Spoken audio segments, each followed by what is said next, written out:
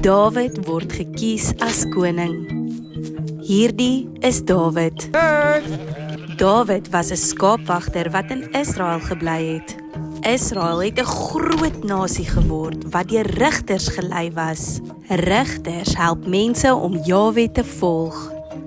Maar die Israeliete wou 'n koning hê, sodat hulle ook kon wees soos die ander nasies met konings. Samuel sê dat dit nie 'n goeie idee is nie, maar die Israeliete wil nie luister nie. Okay.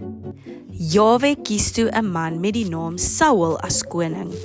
Die profeet Samuel moes hom as koning salf. Saul word toe die koning van Israel. Aan die begin was Saul 'n goeie koning, maar later het hy verkeerde keuses begin maak en hy het nie Jahwe gevolg soos wat hy moes nie. Jahwe was hartseer dat hy Saul koning gemaak het.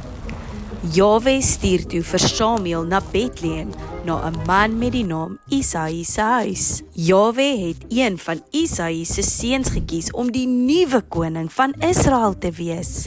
Isaï se oudste seun was sterk en aantreklik. Samuel het gedink dat Jahwe hom sou kies.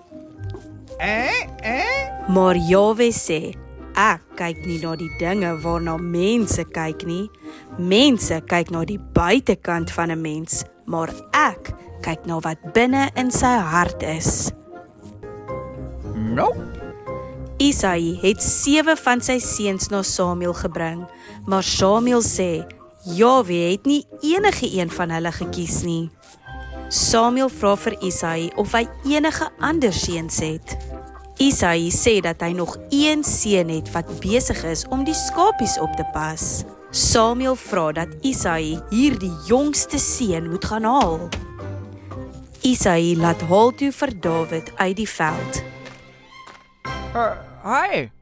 Jahwe sê vir Samuel, hierdie is die een. Samuel salf toe vir Dawid en hy gooi olie op sy kop om te wys dat Jahwe vir Dawid gekies het om die volgende koning van Israel te wees. Van daardie dag af het die gees van Jahwe kragtig oor Dawid gekom. Dawid was eers koning Saul se dienaar. Hy het vir Goliat met sy slingervel oorwin. En na baie jare het hy eindelik koning geword. Dawid was 'n goeie koning. Hy was baie lief vir Jahwe en Jahwe was by hom.